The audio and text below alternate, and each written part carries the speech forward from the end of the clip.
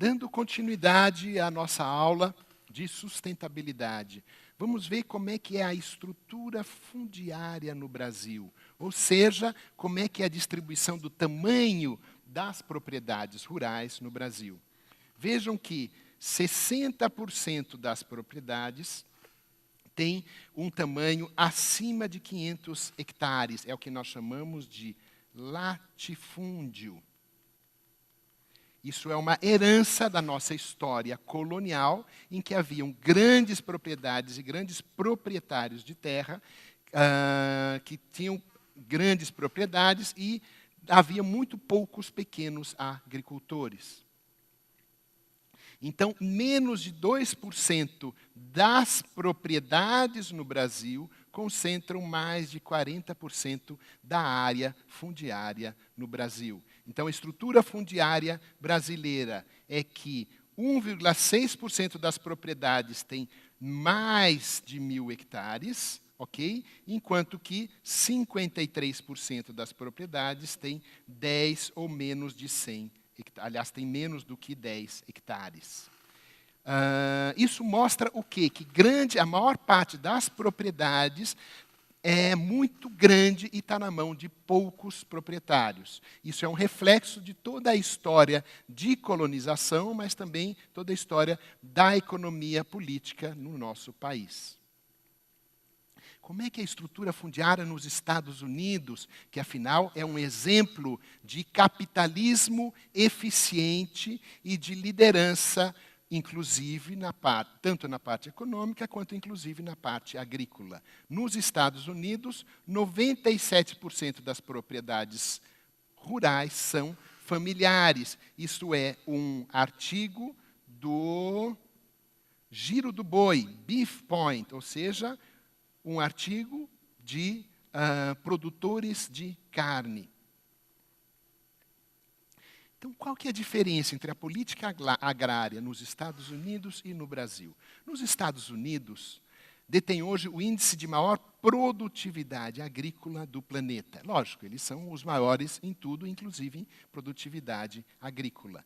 A democratização da terra ou da propriedade de terra em países como os Estados Unidos, é prevalecente. Então, prevalecem propriedades familiares e alto uso da tecnologia agrícola. Enquanto que, no Brasil, a propriedade familiar está mais relacionada a pequenos agricultores, com pequenas propriedades, enquanto que o uso da tecnologia está reservado aos grandes proprietários e latifundiários, ou seja, proprietários de grandes porções de terra.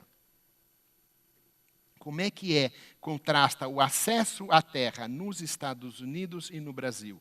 No Brasil, as terras pertenciam ao rei de Portugal, que as doava. As terras doadas tinham grandes áreas de grande extensão, que eram chamadas de sesmarias e deram origem ao que chamamos de latifúndio.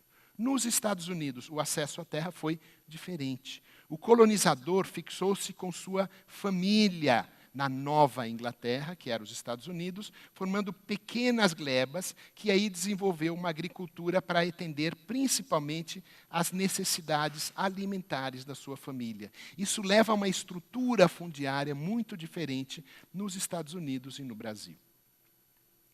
Como é que é a política agrária nos Estados Unidos? A Lei de Cessão de Terras de 1862, conhecida como Homestead Act, contribuiu para a distribuição mais democrática da terra nos Estados Unidos. Estou falando dos Estados Unidos, a capital do capitalismo no mundo contemporâneo.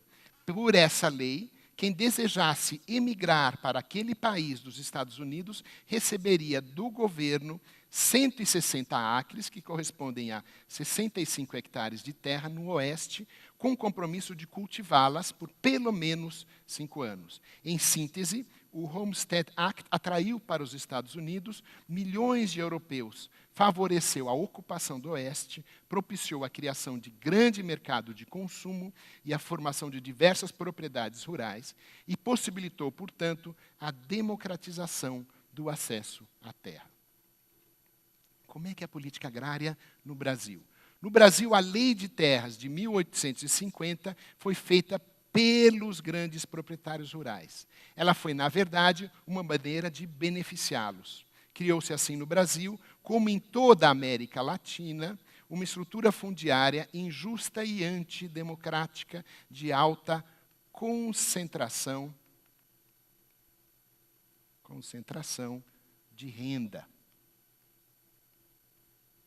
Então, no Brasil, 1,2% dos proprietários rurais detém 70% da área total das propriedades. Enquanto que nos Estados Unidos, que é a capital do capitalismo no mundo, esse mesmo percentual de proprietários rurais, de 1,2%, domina apenas 11% da superfície ocupada por agricultura naquele país. Então, artigo do Globo, de 2015, a concentração de terra cresce e latifúndios equivalem a quase 3 estados do Sergipe. Então, latifúndios são as grandes propriedades de terra pertencentes a um único proprietário. Então, a área média das grandes propriedades privadas em 2014 é de 1,8 mil hectares, ou cerca de 18 mil quilômetros quadrados, ou seja, 15 vezes a cidade do Rio de Janeiro. Então, na matéria do O Globo, o Brasil registrou, durante o primeiro governo da presidente Dilma Rousseff, um aumento da concentração de terras em grandes propriedades privadas de pelo menos 2,5%. Dados do Instituto Nacional de Colonização e Reforma Agrária, o INCRA, revelam que entre 2010 e 2014, 6 milhões de hectares passaram para as mãos dos grandes proprietários, quase 3 vezes o estado do Sergipe. Segundo o Sistema Nacional de Cadastro Rural, as grandes propriedades privadas saltaram de 238 milhões para 244 milhões de hectares. Provavelmente essa tendência continua. Daqui a pouco a gente continua. Muito obrigado pela sua atenção.